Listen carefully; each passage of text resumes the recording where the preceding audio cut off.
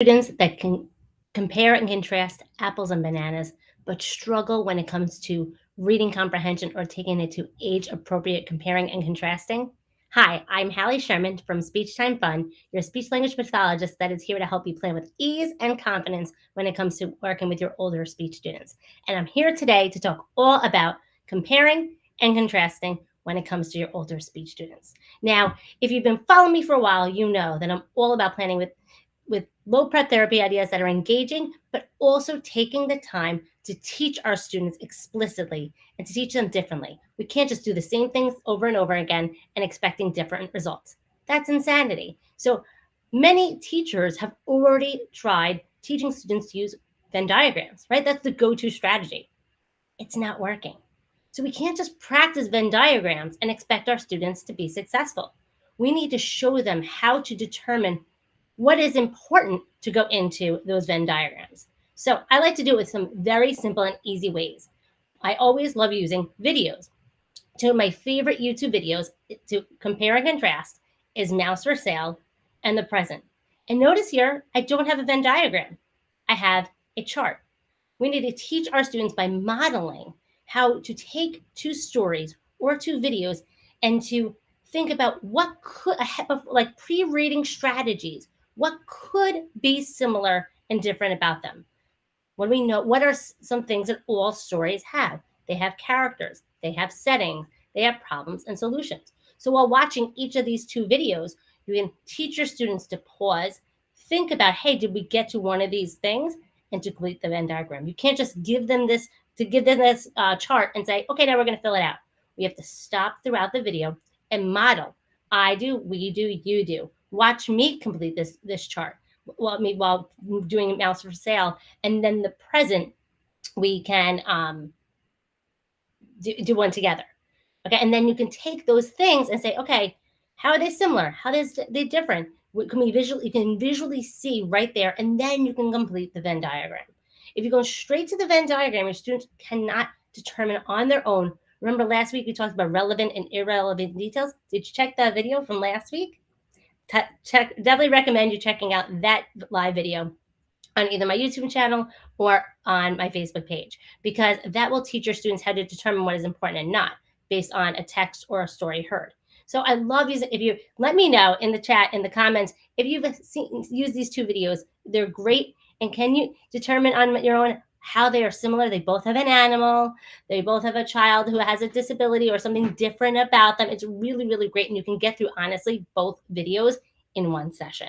But see, I'd like to model for my students pre-reading strategies. Hey, what do we know about a text? What do we know about a fictional story? Okay. All right. So that was fiction. Well, what about nonfiction, right? And I like to do this using Jamboard, but you can honestly use a piece of paper. It doesn't have to be fancy to be effective. So I have two texts or whether it's a text or I might be just comparing the people in general using background knowledge. The choice is yours. But say I was comparing, because my students are into soccer, Messi versus Pele. I hope I'm saying them correct. And these are nonfiction. This is real people, right? What do we know about them? And have that dialogue. Okay, let's brainstorm. Let's tap into that background knowledge. Well, I know they both play soccer. I know they might have come from a different team. They might play at a different time. They might play a different position, right? So brainstorm all those things. We can think about what are some things we can listen for or watch for or read for, and we can make a chart. And then you can read a text or whatever, or a YouTube video about them, and complete this chart, and then take these facts to then fill in a graphic organizer. So you can show them how you take from there and bring it to there, how to visually see and brainstorm what might be important, what might be things that they might have similar and different.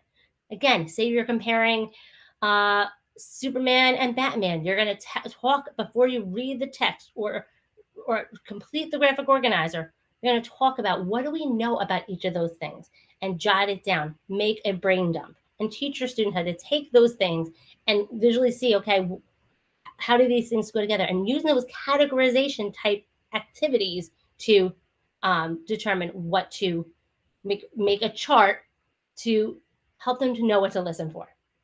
Again, we can't just give them a Venn diagram or even any graphic organizer and expect them to be successful.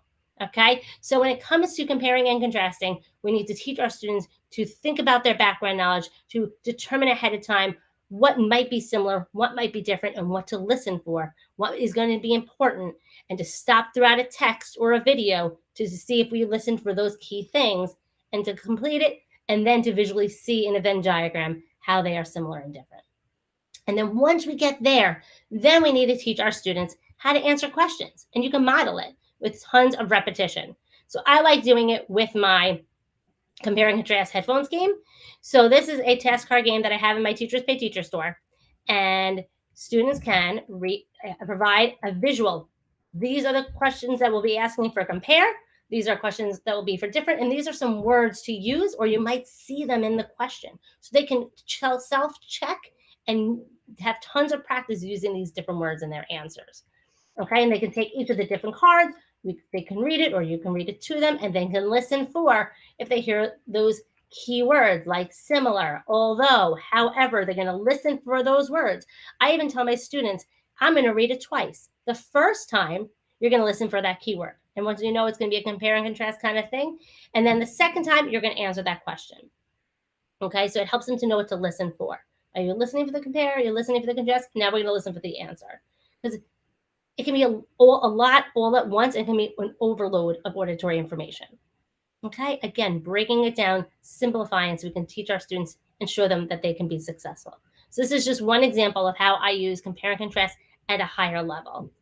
The next way I like to use compare and contrast at a higher level, I have a compare and contrast stories boom deck. I also have a printable version. But this is very scaffolded and has different 2-3 paragraph stories.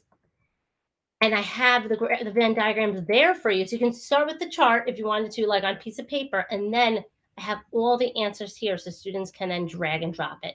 So it teaches them, okay, I pulled out for you all the important things. Can you figure it out where it goes by going back to the text and using your knowledge of comparing and contrasting?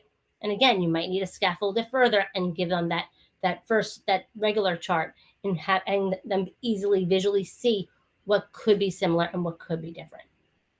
All right. So I hope you found this helpful. Again, I like to keep my lives here quick, short, easy, and practical ideas that you can use the very next day or next school year.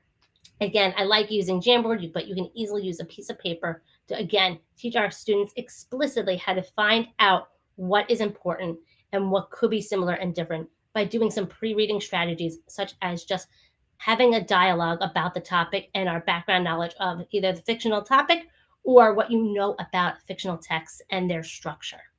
Okay, so do you want a chance to win either my compare and contrast boom deck or my compare and contrast task card game? If you want a chance to win, comment below this video and tell me which one you want to win, and I'm going to pick a winner randomly on Friday morning at 9 a.m. Eastern Standard Time, and I will tag you, and I will send you that resource so that you can use it with your students and see them having fun while making progress.